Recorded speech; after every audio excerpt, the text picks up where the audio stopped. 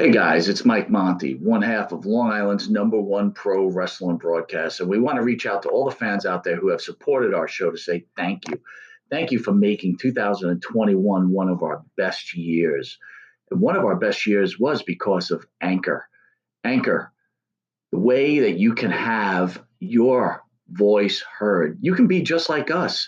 Record your own podcast. Use the Anchor tools to edit your podcast. Use it on a phone. Use it on your computer. It's everything you need to make a podcast in one place. And best of all with Anchor, they're totally free.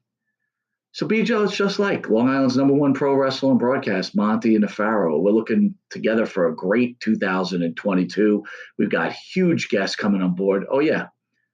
You probably wonder why Jimmy's not here right now. Well, he's prepping for one of the best interviews we're about to have, and we're going to surprise someone with. So hang aboard with us, and don't forget, be like us and use Anchor.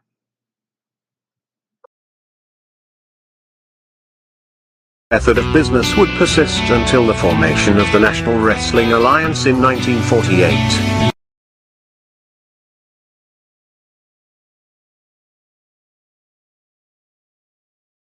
The NWA as a central governing body, with its singular, undisputed world champion, would be absolute and undeniable. This control, combined with the expansion of the interstate highway system, and the inevitable popularity and availability of regional television, would usher in an era of wrestling that was defined by what would come to be known as the territory system. The territory system would dominate wrestling for nearly 4 decades. While the borders, authority, popularity, and obedience of individual NWA territories was in a near constant state of flux, to this day the impact and influence of these territories is still felt. Each territory had its own signature promoter and star. While it is impossible to cram these characteristics into a static, concrete map, we are damn sure going to try anyway. So open up your eyes way before it gets too late. Now one man, there's no way you can. And if the street lights running, don't give a damn. A simple explanation that you'll never find. Sinners never sacrifice. We never leave love alone. Is hate really worth the price? Look at what we've done. Never care for compromise. Always threaten when someone's life, and it feels like the end of the world.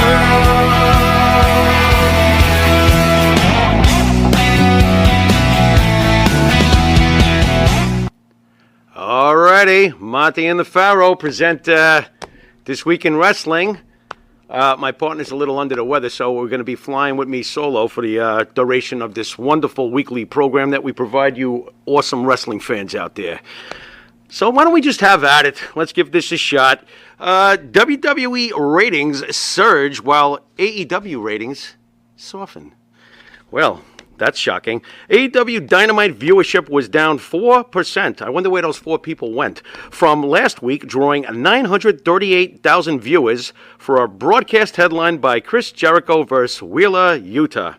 In addition to the Acclaimed vs. the Gun Club in a tag team dumpster match. How exciting. AEW Dynamite garnered a 0.32 rating in the 18 to 49 demo. AEW Dynamite, however, was #1 on cable. So what are they bitching about? All right. Dynamite's viewership slide, it is a slide one way or the other, and it caps off a rough week of ratings news for AEW after the struggling Rampage, my personal not-so-favorite show as far as wrestling choices out there. It drew a scary low of 375,000 viewers. Yes, folks, Monty and the Pharaoh was quickly getting right up by Tony Khan's asshole.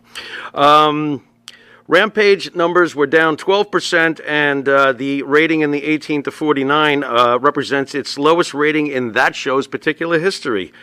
Dynamite has had just 2 shows draw over 1 million viewers since March 23rd, 2022.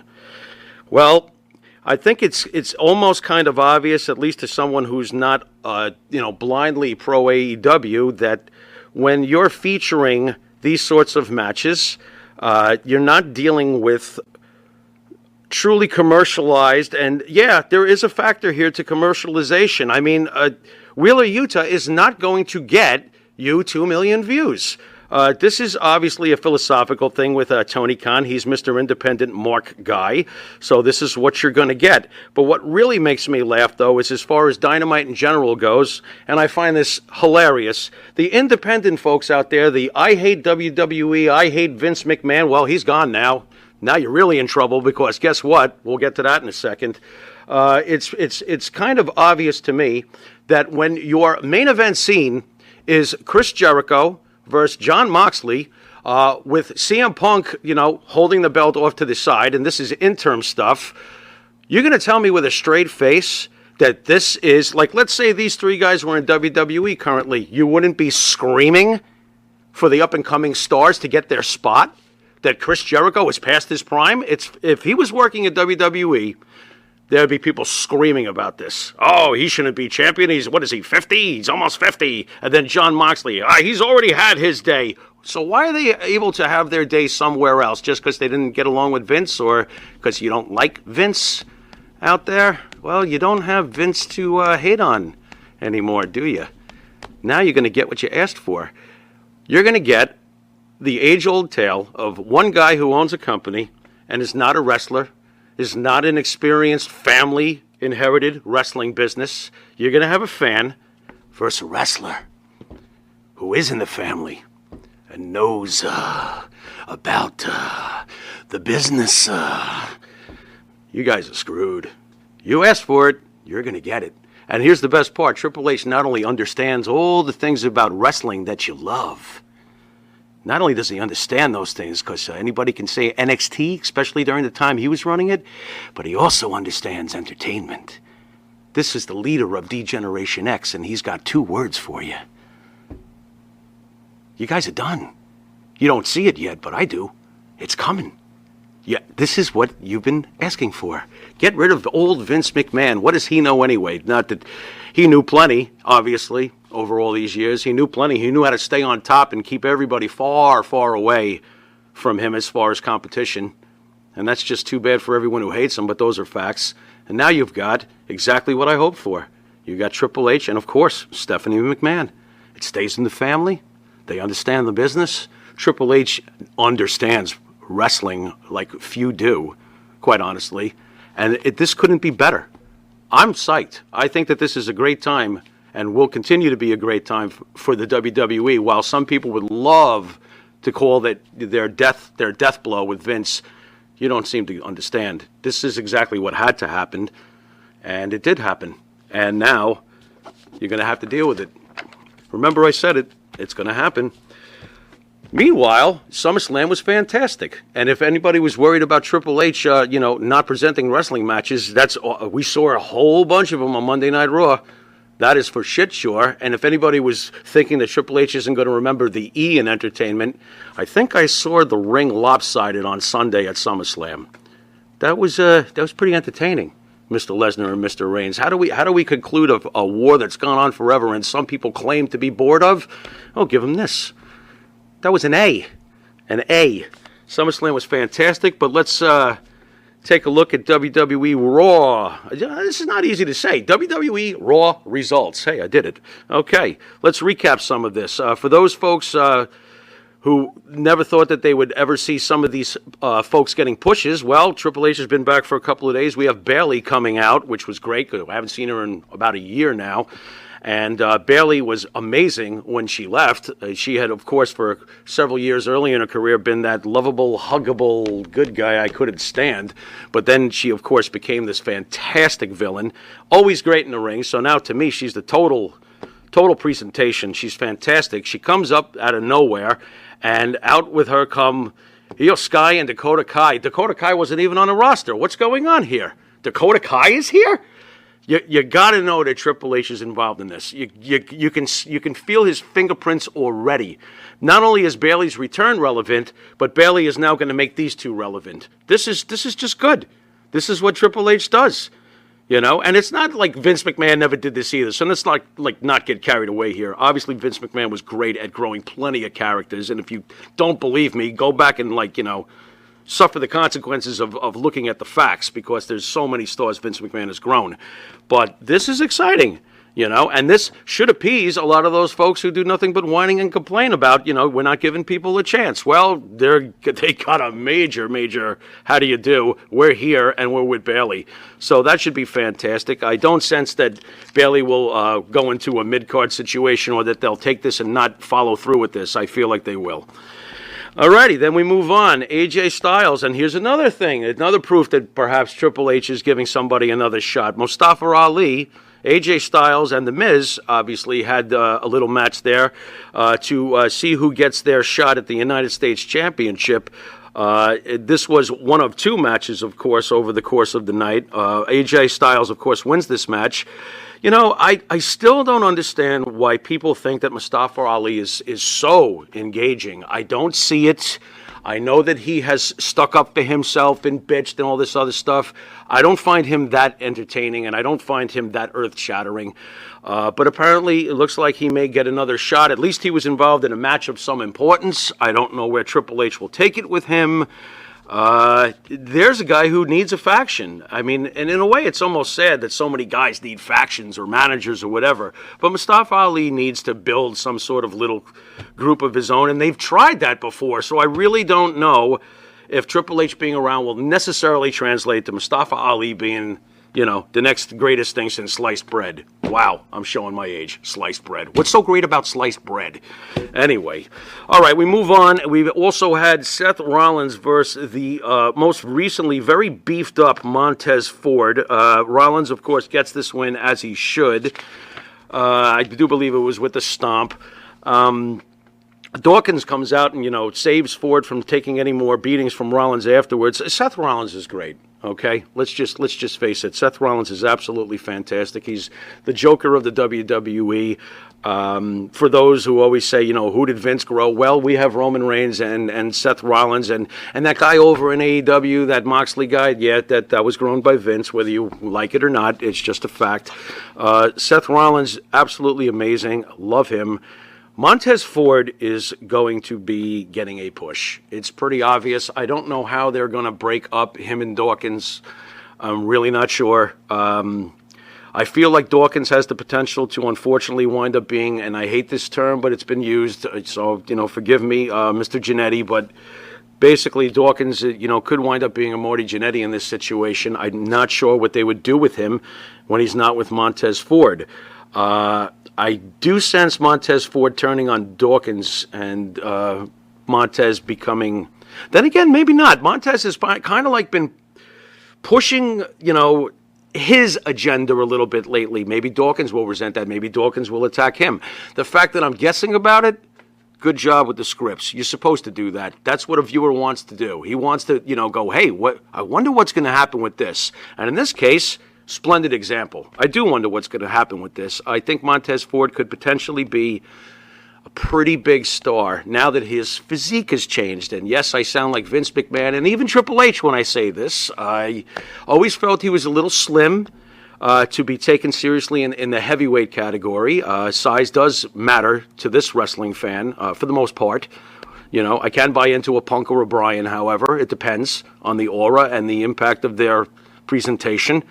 But I don't know how far Montez Ford will go, or if he could just, he's a great talker, so he may not need a mouthpiece. I'd like to see him hook up with his wife as far as a on-screen villainous duo, but his wife is so damn popular, Bianca Belair, I don't think that they'll do it, So we'll have to see what happens with that.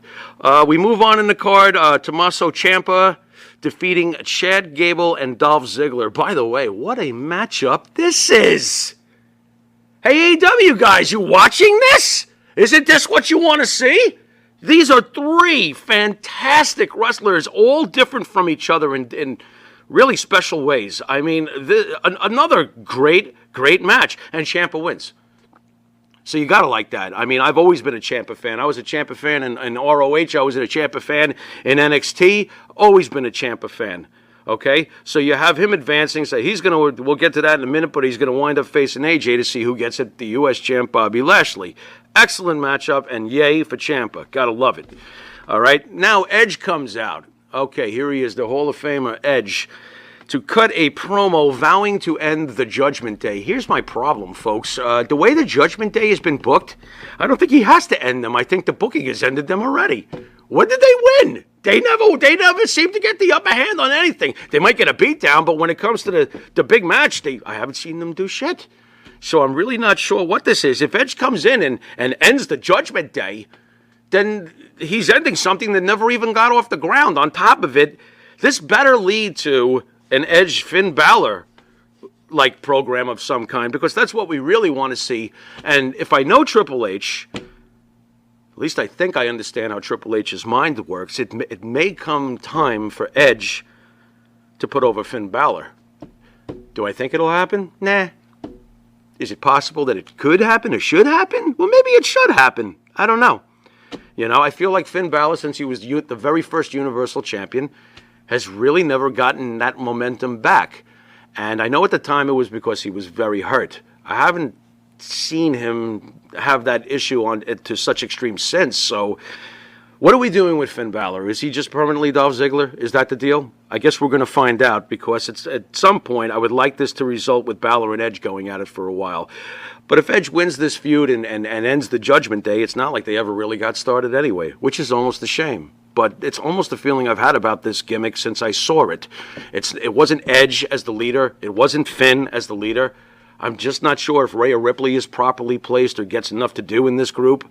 And Damian Priest always gives me a weird feeling. I can't put my finger on it. I am not sure what it is about Damian Priest. But there's something lacking or something missing. And they just don't ever seem to follow through with him. He's like a tease on the card. You're not sure if he's going to get put over or not. He kind of does, and then he kind of doesn't. That kind of booking, we all hate. So, to be determined as far as Edge and the Judgment Day goes. All right, finally, we have the final thing here as far as Ciampa goes. Ciampa goes on, he's not Tommaso, I'm sorry. Ciampa goes on and defeats AJ Styles via pinfall with the fairy tale ending. Of course, you had Miz interfering several times, because that's what the Miz does. He allowed Ciampa to, secure the win and get the shot against Bobby Lashley, for next week's episode of Raw. You gotta like this. This makes you want to tune in next week. This is a very interesting matchup. Can Tommaso there I go again. Can Ciampa defeat Bobby Lashley? Here's what's weird. I don't think he should. I think he should do really, really well, come within a whisker. But I'm not sure that we should take that United States title off Bobby Lashley at the given moment. I have a bunch of different reasons for this, but he's actually giving credence to that belt. He's making that belt worth a damn. And the United States title, when I was growing up, was more than worth a damn. It was the second most important title in the NWA. If you weren't the world champion, you were the United States champion. That belt was held by Ric Flair. That belt was held by so many. Greg Valentine, my Lord, was he great with that belt. That belt was very, very important. It has not been important for a very, very long time. It was made important again by John Cena when he was United States champion with his weekly, open challenges. That was fantastic. Once again, here's the parallel. John Cena made it relevant because you have a main event type guy, which is what the belt was held by in the old days. Main event type guys, whether it was Valentine or Flair or whoever it was. Main event type guys. Bobby Lashley is a main event type guy, a big timer who is adding glisten to that belt. I do not think you should take it off him. I think that he should continue to hold it. And how interesting would it be, not that it would ever happen, but if you really want to get that belt elevated, everybody still wants to see Lashley and Lesnar a little bit more. Could you imagine if Brock Lesnar at this point decides to start a program with Bobby Lashley for the United States title, on top of what Roman Reigns is doing with the World Heavyweight title picture? That's getting interesting. And I'd like to see them do that with the Intercontinental title too. There's no reason why those belts shouldn't be held by guys who can really do something for the belt. This way, in the future, once the belt is reestablished as meaningful, some of the up-and-comers who grab it, give them respectable reigns. You've regained the respect of the belt, and you've allowed the talent that's coming up to get their own respect. It's almost too perfect. All right, last one for the evening, Undisputed WWE Tag Team Championship match. You know, this was, again, with the wrestling. Lots of wrestling on this card. What are you complaining about out there, folks? You wanted it. You're going to get it. We got Triple H doing this, too. We got the Usos versus the Mysterios. The Usos, of course, the defending champions versus the Mysterios. And, of course, the Usos retain the titles. And once again, this also has some intrigue. You have the Judgment Day attacking the Mysterios until Edge comes running out to the ring to fight off Balor and Priest. Before Edge can hit Balor with a spear, Rhea Ripley shows up and shoves Dominic in the way, causing him to take the impact. You know, I wonder when it's going to happen. You know that Dominic is going to somehow turn on his father. Again, we don't know, but this is what we look forward to every week. We want intrigue. We want to wonder what's going to happen next week. That's called must-see television.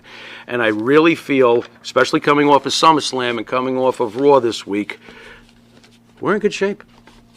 And if you're a wrestling fan, enjoy all the companies. Enjoy your AEW, but don't begrudgingly, blindly hate on WWE. And I'm sure there's plenty of you who don't. I actually don't hate on AEW. I just call it like it is when I see people trying to take apart something that is quite well solidly put together. So just when you thought that the WWE was going to implode because the mighty Vince is gone, careful what you wish for, folks. Be careful what you wish for. You've been watching This Week in Wrestling. This is Jimmy Farrow, and on behalf of Mr. Michael Monty, we will see you next week in wrestling. Later.